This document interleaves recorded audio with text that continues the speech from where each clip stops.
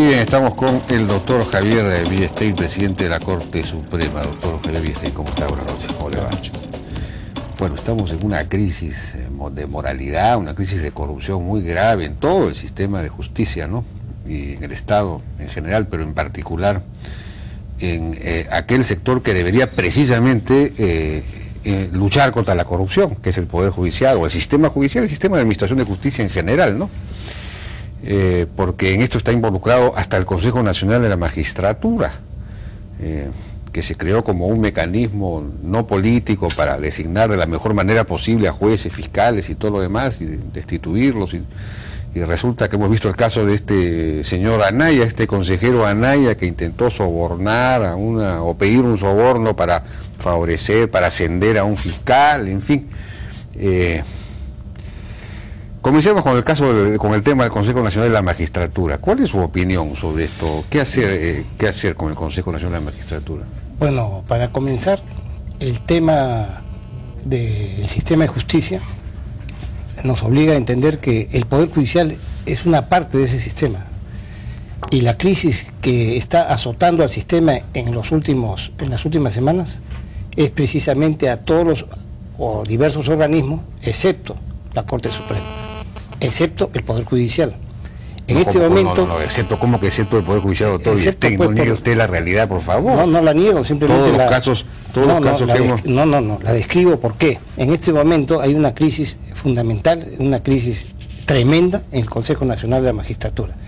Consejo creado constitucionalmente para proveer de jueces al Poder Judicial. El Poder Judicial, en lo que al Poder Judicial propiamente concierne, está actuando con estándares que los organismos internacionales como CEJAS reconocen, que estamos alcanzando niveles óptimos en una pluralidad de índices. Sin embargo, nosotros no podemos trabajar con un 56% de jueces provisionales.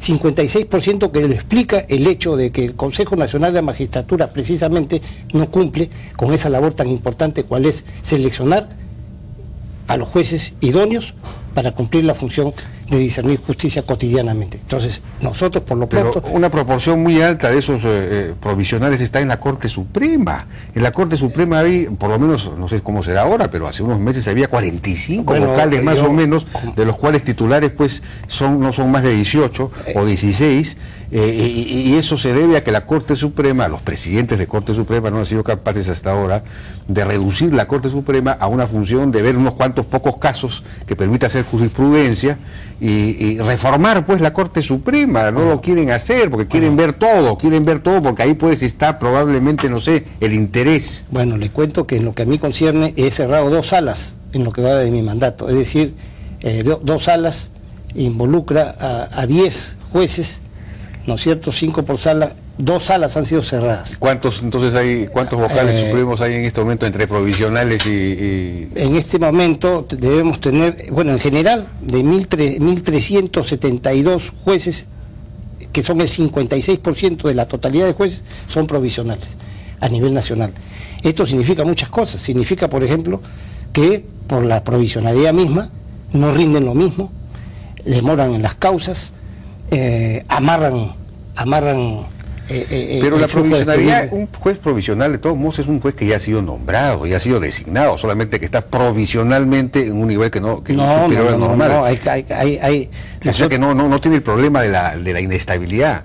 No, si hay casos de inestabilidad, porque tenemos jueces supernumerarios, se llaman ahora, que simplemente son llamados, ¿no es cierto?, entre una lista de abogados que no han alcanzado ser aprobados por el Consejo Nacional de la Magistratura. Bueno, pero vayamos específicamente, antes de entrar al tema del Poder Judicial. ¿Cuál es su opinión sobre el Consejo Nacional de la Magistratura? ¿Hay mucha corrupción ahí? ¿Las designaciones digamos, se obtienen por medios indebidos? ¿Cuál es su opinión? Yo no quisiera generalizar. Debo decir que en el Consejo Nacional de la Magistratura hay funcionarios, hay magistrados de mucha calidad. El problema no es de personas, el problema es el sistema, la manera como son elegidos. Por ejemplo, en este momento el número de facultades o el número de universidades en el Perú es tan numeroso y de tan variada calidad que prácticamente en este momento las universidades por materia de número tienen un peso enorme en la designación de los representantes ante el Consejo Nacional de Magistratura. De otro lado, el representante de los abogados también y de los colegios profesionales también está ofreciendo ciertas dificultades. Entonces el problema de fondo es la manera como son designados. ¿Cómo deberían ser designados? Ese es un tema que hay que abrir un debate nacional. En el Congreso hay que estudiar el tema de cómo establecer un Consejo Nacional de Magistratura, que por lo demás es una idea interesante, pero tiene que sufrir algún tipo de ajustes rápidos. ¿Usted cree que el fiscal Avelino Guillén ha sido objeto de alguna discriminación, de alguna conspiración o alguna venganza, en fin, que se ha dirigido el examen para que no pueda él efectivamente pasar?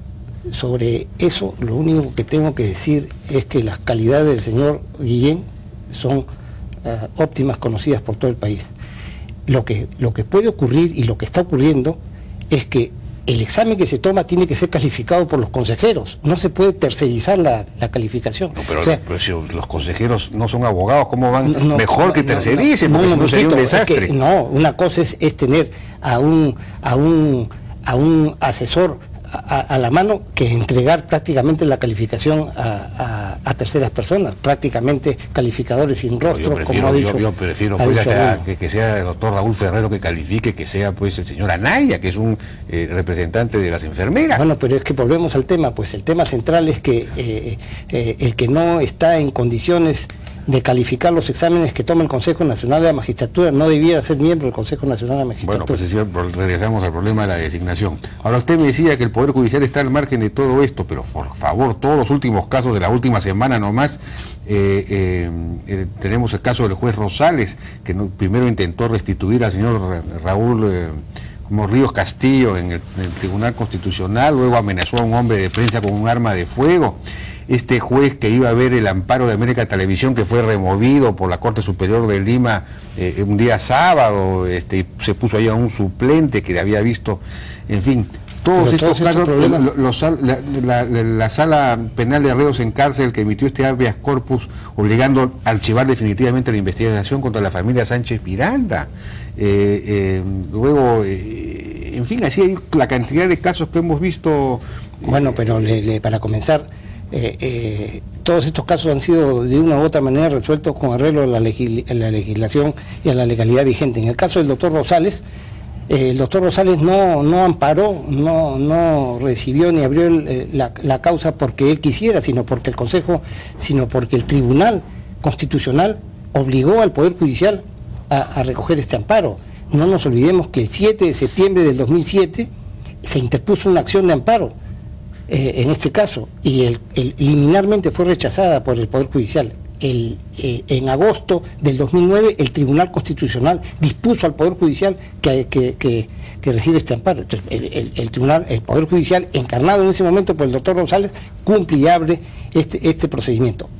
El doctor Rosales pone una acción o establece una cautelar, porque prácticamente es la sugerencia del Tribunal Constitucional, y esto suscita tal pluralidad de reacciones adversas que el mismo doctor rectifique, corrige, en salvaguarda de la tranquilidad del entorno. Entonces el Poder Judicial resolvió. Entonces, ¿qué quedó el pronunciamiento del Tribunal Constitucional? No. ¿Ha desacatado el juez Rosales? No desacatado, simplemente este asunto está siendo visto en este momento, el fondo, el tema, porque lo que se ha paralizado es la cautelar, pero el tema de fondo sigue siendo... Bueno, pero este señor es una persona que amenaza con una pistola a un periodista, es un matón. Este asunto está siendo investigado por el OGMA, se está viendo el asunto, y bueno, el doctor Rosales ya ha explicado las razones que motivaron su reacción. Es un tema en todo caso que tiene que ser investigado, que tiene que ser